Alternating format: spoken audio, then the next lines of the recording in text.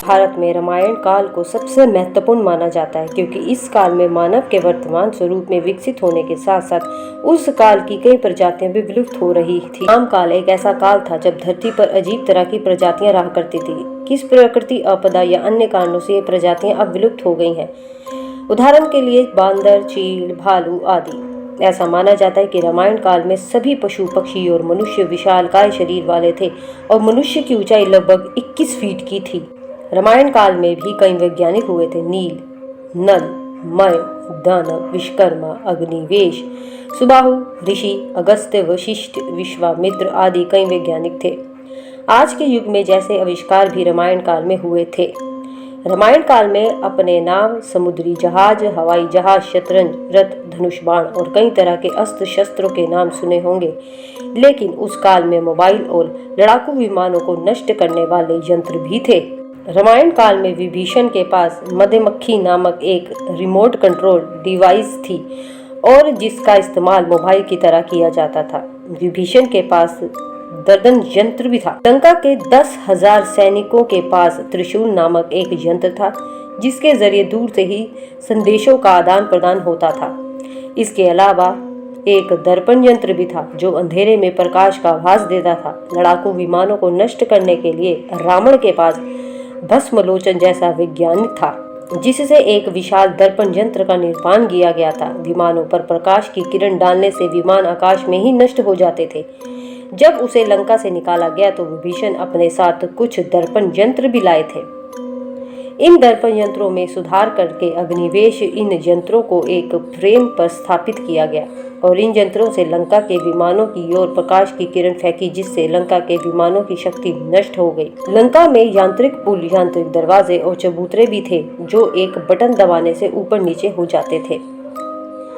इस काल में बड़े बड़े भवन, पुलों के निर्माण के कामों का जिक्र मिलता है। इससे इस बात का अंदाजा लगाया जा सकता है कि उस समय भव्य रूप से निर्माण का काम किया जाता था। उस वक्त की वस्तुएं और स्थापना कला आज से कई गुना आगे हुआ करती थी। उस युग में वास्तु और ज्योतिष शास्त्र के विश्वामित्र और मायासुर नाम के 2 महान विद्वान हुए।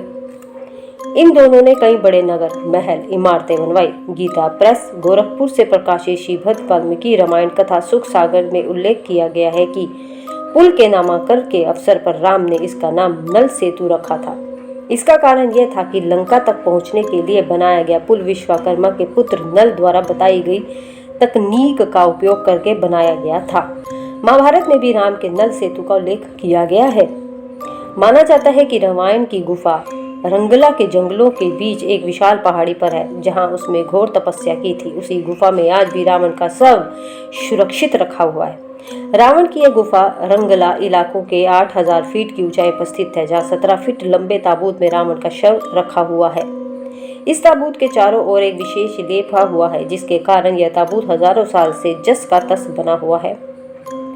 श्रीलंका में नुब्रा एलिया पहाड़ियों के आसपास स्थित रावण जल प्रताप, रावण गुफाएं, अशोक वाटिका खंडर हो चुके हैं। विभीषण के महल आदि की पुरातात्विक जांच के इनके रामायण काल में होने की पुष्टि होती है। राम सेतु के बारे में भी तो सभी जानते हैं। श्रीलंका में एक पर्वत है जिसे श्रीपत पीक के नाम से भी जाना जाता है। ब्रिटिश शासन के दौरान उन्होंने इसका नाम एडम पीक रखा था। हालांकि इस एडम पीक का पुराना नाम रतनद्वीप पर्वत है। इस पर्वत पर एक मंदिर बना हुआ है। हिंदू मान्यता के अनुसार यहाँ देवों के देव महादेव शंकर के पैरों के निशान भी हैं।